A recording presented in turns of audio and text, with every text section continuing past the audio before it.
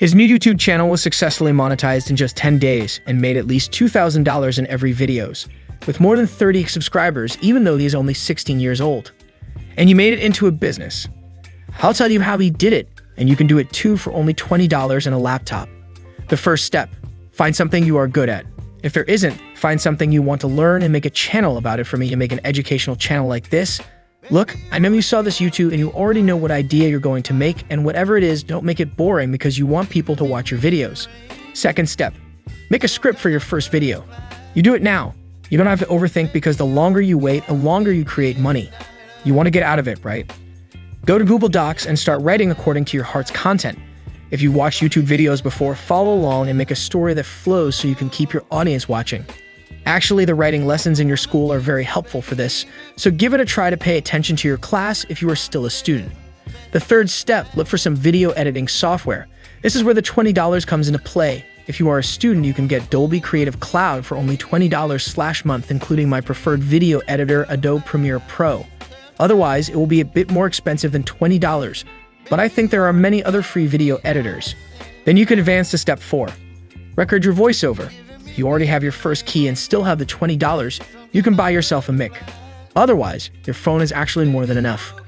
When you record, find a quiet place so that other backgrounds won't disturb you, and whatever you do, be confident, calm down, and don't look like you've got a gun pointed at your head, because that's what I did when I started. If it's finished, you can proceed to step number 5. Where does video editing?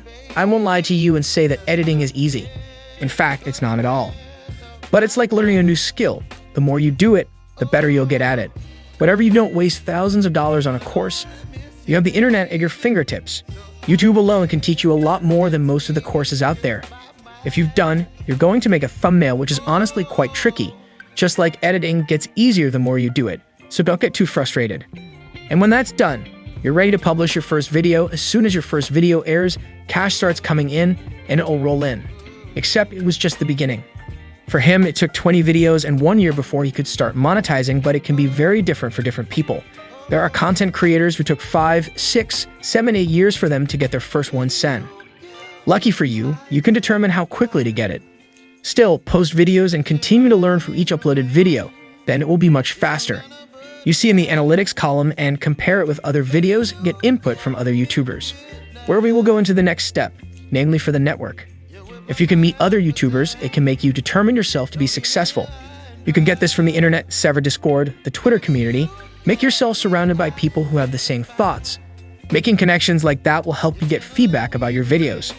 These connections are also helpful in getting brand deals, freelance clients, part-time employees, and so much more. And most importantly, you can solve the monetizing problem, which is very good for you. Unfortunately, YouTube won't give you anything at the beginning. Still, you have started your journey to earn thousands of dollars a month. Where it will feel so good, keep pushing it no matter what. I promise it will be worth it in the end. However, this is only half of the money-making opportunities with YouTube.